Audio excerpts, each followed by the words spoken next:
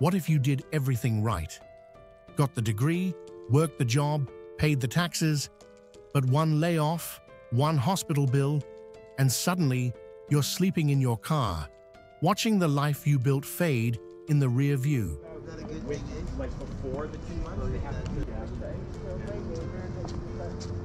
In 2025, over 60% of the American middle class is just one crisis away from losing their home. This isn't fiction. This is happening in the richest country on Earth. On Romekind, we're diving deep into the top 10 US states where being middle class no longer means being safe. Stick around. This might just be the future knocking on your door. Number 10. Colorado. Once hailed as the land of endless blue skies and boundless frontiers, Colorado now hosts silent convoys of pickup trucks, home to those who once built the homes here. That's the cold opener. In 2025, what was once the promise of the Rockies has quietly turned into a front line of housing collapse.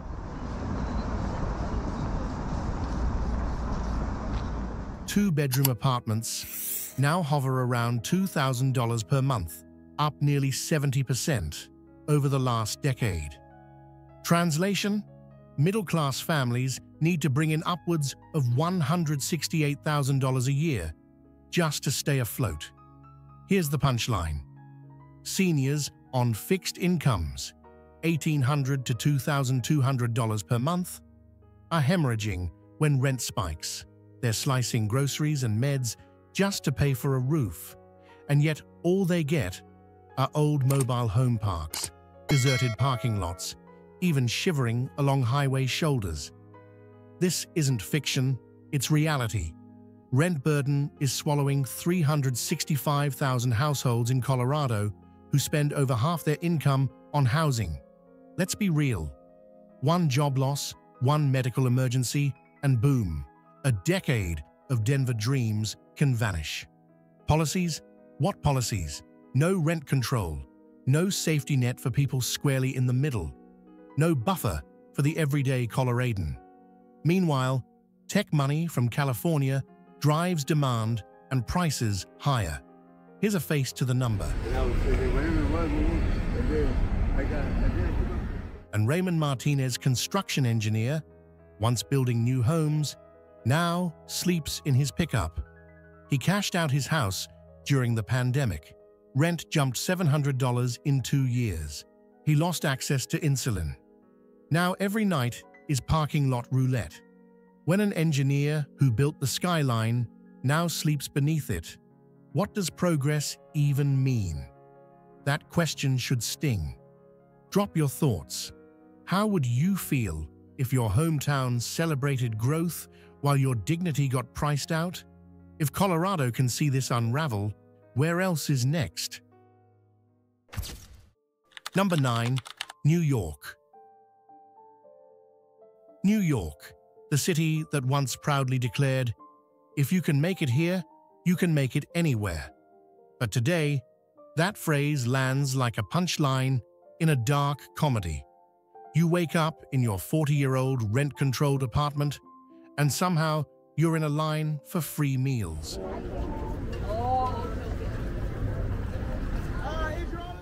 Welcome to the homelessness crisis, starring the middle class. One-bedroom rents have shot up to around $4,000 a month. Meanwhile, retirees scraping by on a monthly income of $2,400 are already $1 short of stability. And do the math, when nearly 1/3 of middle-income earners are living paycheck to paycheck. What's a small setback like a delayed paycheck or a surprise health bill really worth? Hint: eviction. Why? Real estate investors swooped in, bought luxury units, then abandoned them like empty shells. Affordable apartments vanished almost overnight. The city's housing became a speculative playground, not a roof over your head. And the result? Taxpayers, your neighbors, who have paid their dues for decades, now sleep on benches or in subway cars. Take Mrs. Williams, retired librarian in Brooklyn. Her rent climbed a whopping $1,200 in just 2 years. Instead of hours at the checkout line at Trader Joe's, she now spends nights on the subway, clutching her oxygen tank. Her fallback? A small boat berth. Somehow, that felt safer than a park bench. Sad? Sure, but it's real. Is it fair that those who worked hard, always followed the rules, are now priced out of their own city?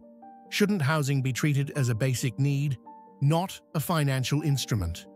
If the American dream here shuts its doors, are we looking at a sign that the system needs a rewrite? We're not pointing fingers, but consider this.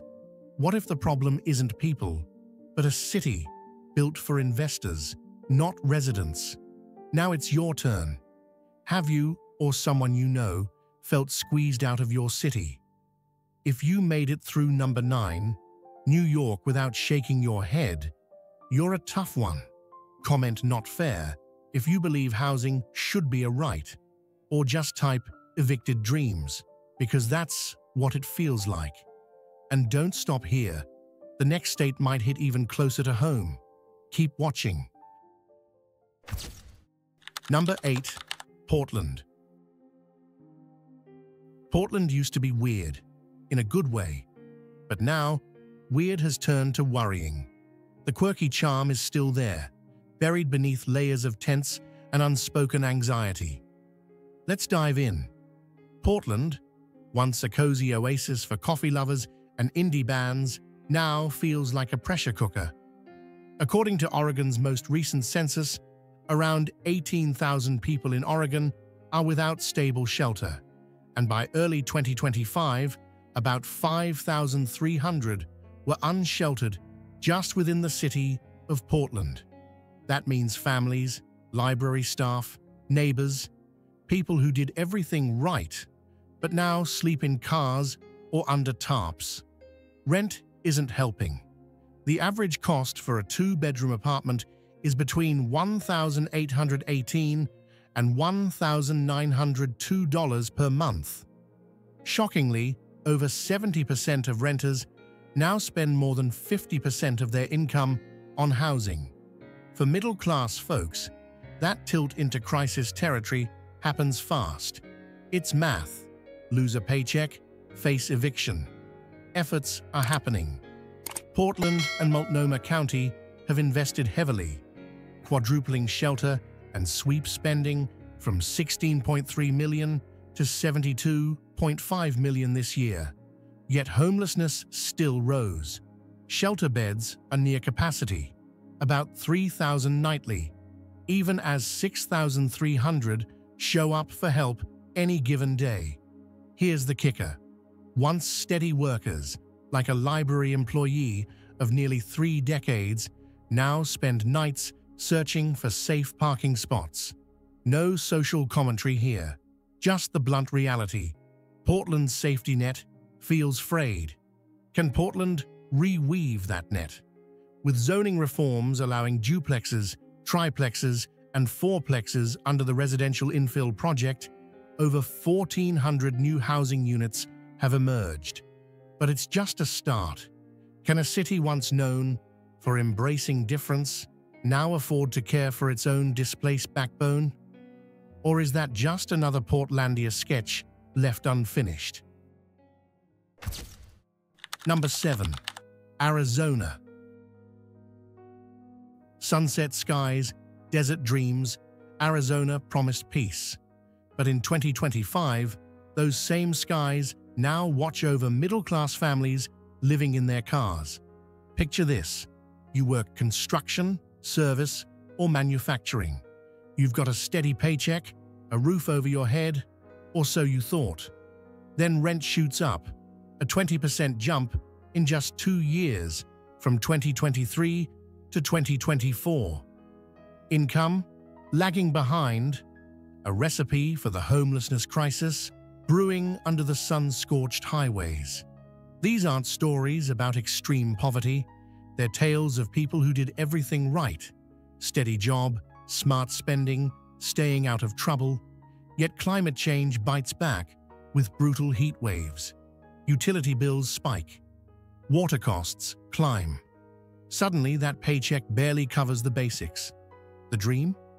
It's slipping through sweaty fingers. Take Laura, a 52-year-old nurse in Mesa. For over 2 decades, she worked night shifts in emergency rooms, helping people survive heat stroke, dehydration, and car crashes. But after her landlord raised rent by $700 in a single year, she could no longer afford her modest 2-bedroom. Now she lives in an old camper behind a church where she used to volunteer. Her biggest worry? Not her safety, but whether patients might recognize her. And when the economy wobbles, it's easy to ask, is this really a state of opportunity or a pressure cooker? No misplaced blame, just facts. People here are asking hard questions. Who supports the backbone of Arizona? The folks who build, serve, teach. How many more need to rely on cash assistance, meal programs, or family help before we say enough? In Arizona, the forecast is clear. Without stronger rent control, affordable housing, and worker protections, more families will see their dreams parked on the roadside. Or if bold policy kicks in, supporting housing, stabilizing incomes, adapting to climate, maybe this community can rebound. Can we choose a future of dignity over desert despair? She saved lives for 20 years. Now she's hiding in a camper. If that feels wrong to you, drop "Arizona Needs Answers" in the comments. A subscribe button may not change the world, but it does help us have a community to discuss things worth talking about. If you agree, hit the Roam Kind subscribe button and join us. Up next, we expose another state where retirement dreams meet trailer park truths. Number 6. Pennsylvania. Steel, sweat, and Saturday night football, Pennsylvania once defined American grit. Today, that grit is all that's left when the paycheck's gone. Decades ago, Pennsylvania was a place where you could work hard, raise a family, and maybe even retire with dignity. A steady job at the mill, a front porch with a flag, kids playing in the yard.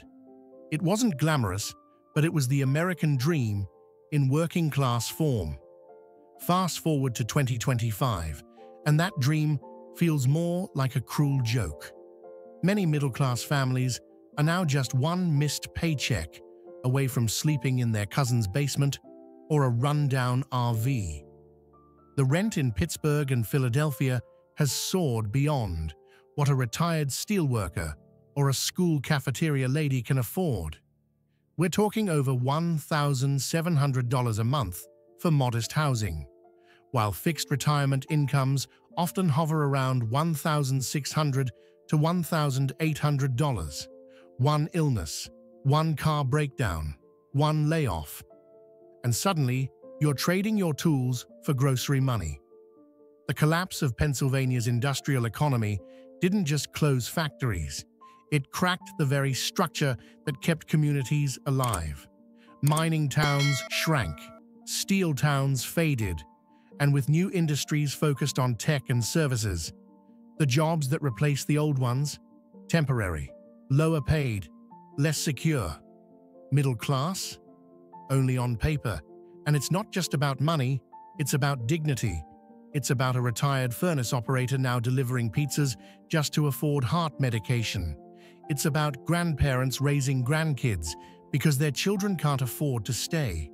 It's about entire neighborhoods where the only thing increasing faster than rent is the number of "for sale" signs.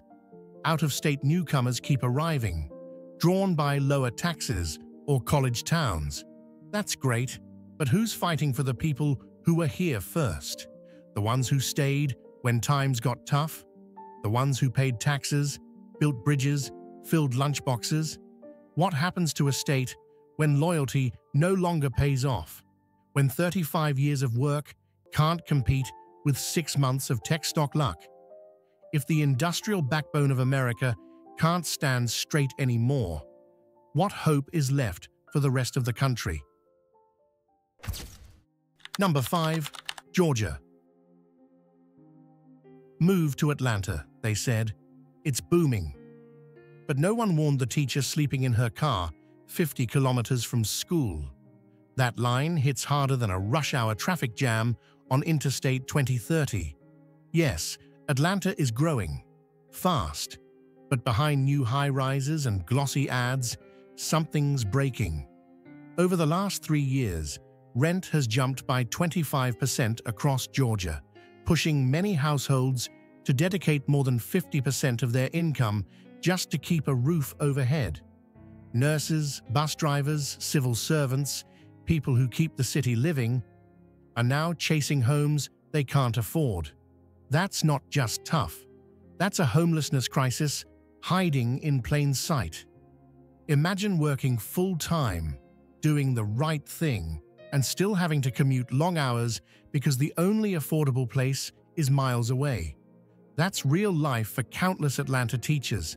They drive, they teach, they return home to an empty parking lot. What's driving this? Rapid urban growth? Yes. But there's more.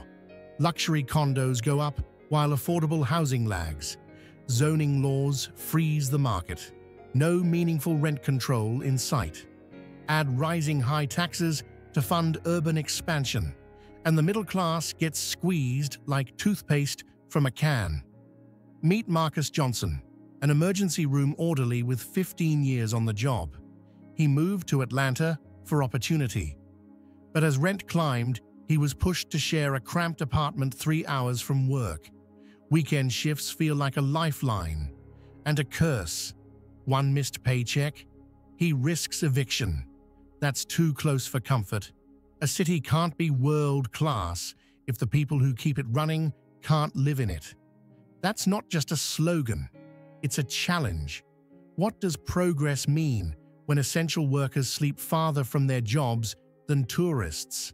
Let me ask you, have you ever paid more than half your paycheck just to cover rent?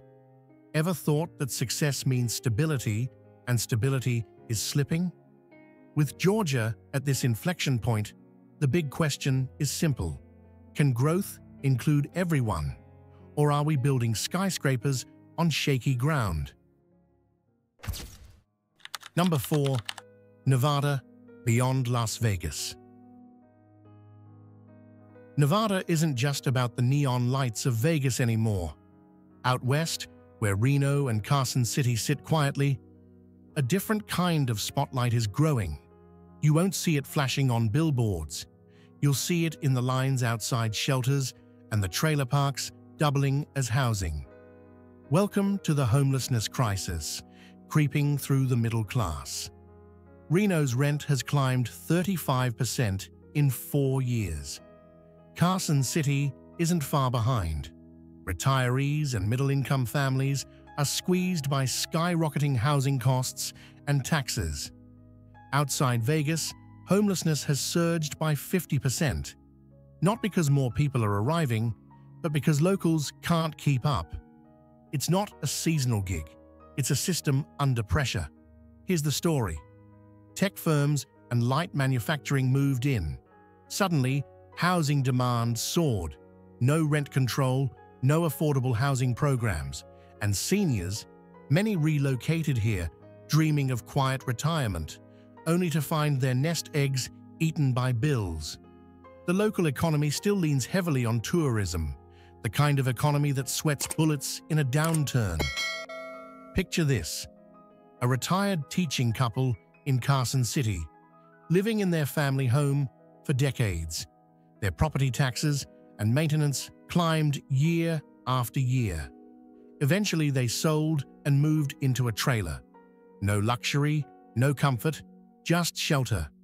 Retirement was supposed to be peaceful. Instead, it feels like the game's rigged. Ask yourself, is it fair for people who've built their lives here to be pushed into mobile homes? Is a state built on opportunity now shutting the door on those who helped build it? Or is the problem deeper? An economy that rewards investors but forgets the citizens. We're not here to name villains. We're asking real questions. If your hometown boasts economic growth, does that growth benefit everyone, or only the newcomers with capital? Have you ever imagined spending your retirement in a trailer park? Comment yes if that sounds like a real concern.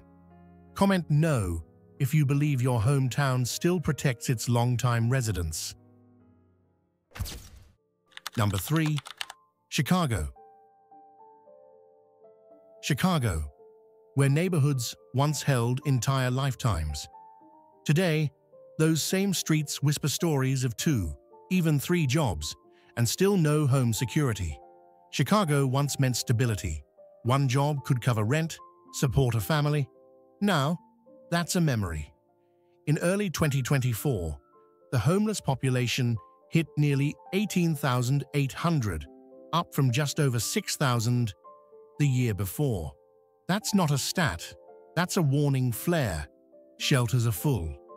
Emergency beds numbered around 3,700, but the need far outpaces supply. Add in new arrivals from the southern border and the crisis expands.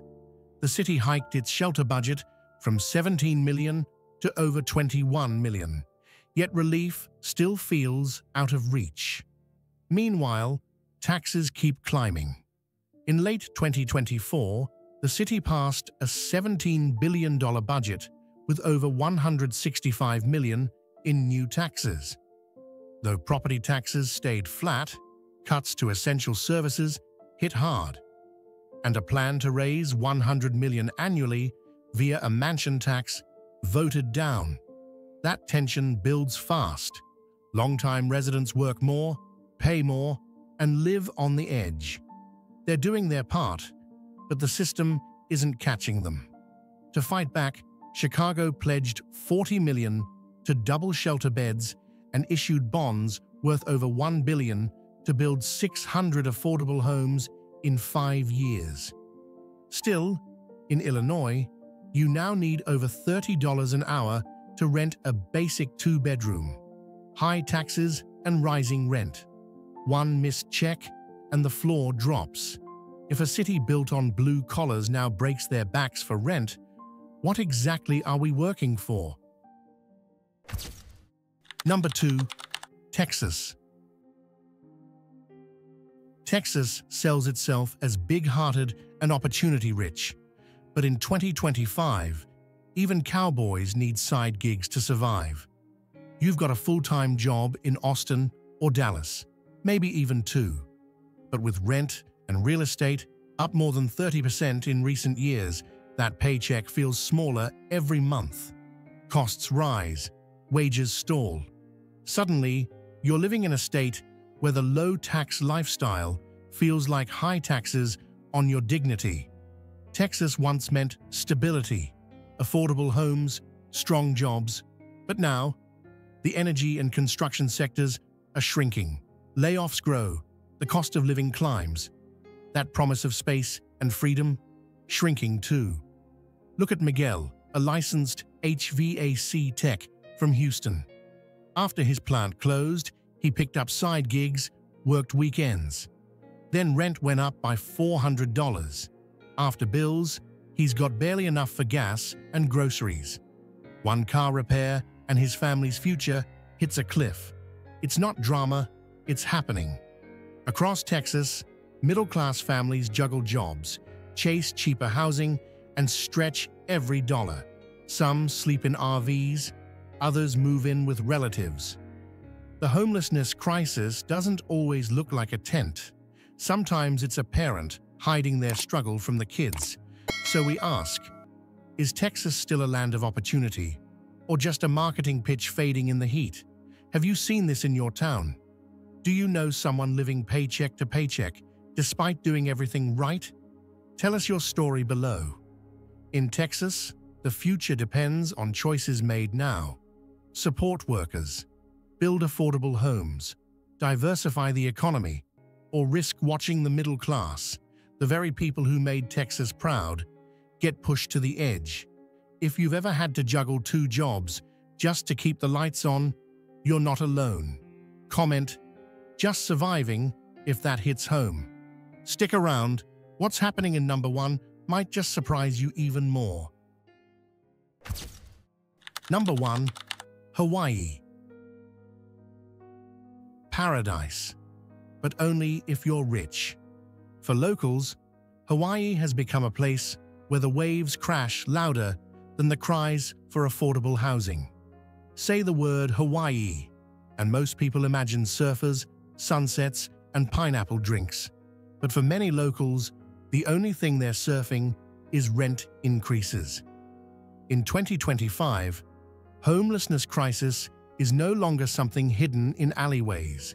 It's on the beaches, in the parks, in the very places tourists pay thousands to visit for authentic island life. Rent has gone up by more than 35% in recent years. The cost of groceries, nearly double the mainland average. Electricity and water, higher than New York. It's not uncommon to hear of teachers, nurses, and civil servants working 2 or 3 jobs and still sleeping in cars or makeshift tents. Try telling a nurse with 30 years of experience she can't afford to live in the neighborhood where she once delivered babies. Why? Speculative real estate investment. Foreign buyers and mainland billionaires buying up oceanfront properties, leaving locals priced out of their own birthplace. There are now entire condo complexes that sit half empty, but not because no one wants to live there, it's because no one can afford to.